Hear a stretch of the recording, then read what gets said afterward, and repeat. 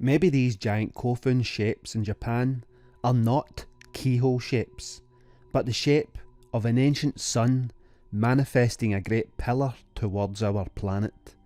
Just like is depicted at the geoglyphs in Saudi Arabia, they are depicting a great plasmatic event when planet Saturn manifested a great pillar towards our planet. The cosmic waters, the holy waters, plasmatic waters from which the first man would emerge, the Son of God.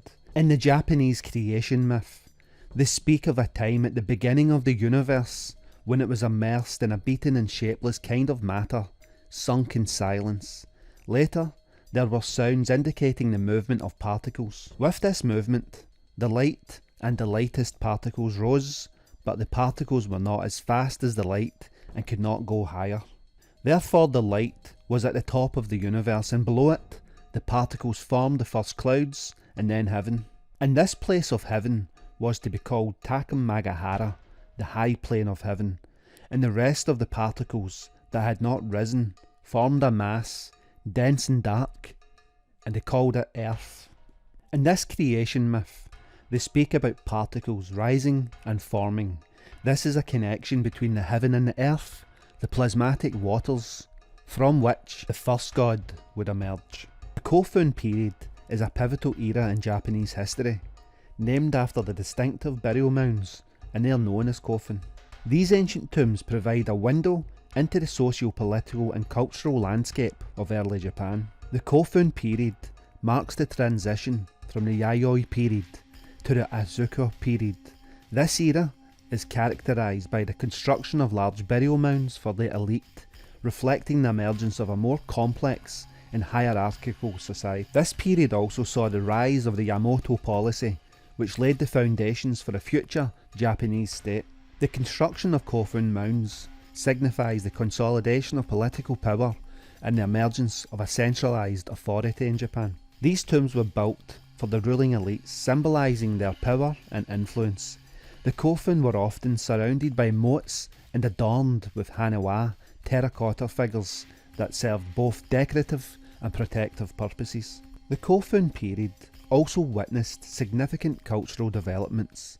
The art and artefacts found within these tombs, such as bronze mirrors, swords and jewellery, provides insight into the technological advancements and the trade activities of the time. The presence of the Chinese and Korean artefacts indicates active trade and cultural exchange with neighbouring regions. These mounds are a testament to the architectural and engineering skills of ancient Japan.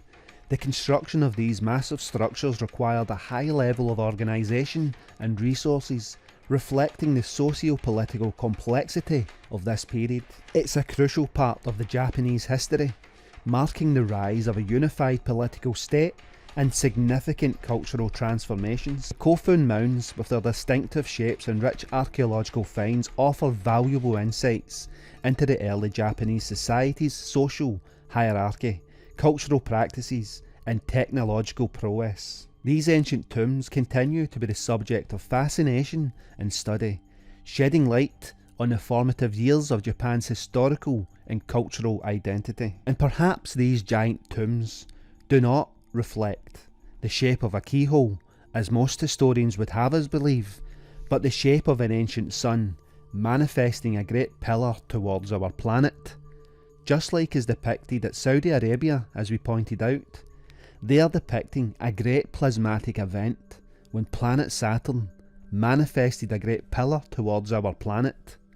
This became known as the cosmic waters, the holy waters, plasmatic waters from which the first god would emerge, the Son of God.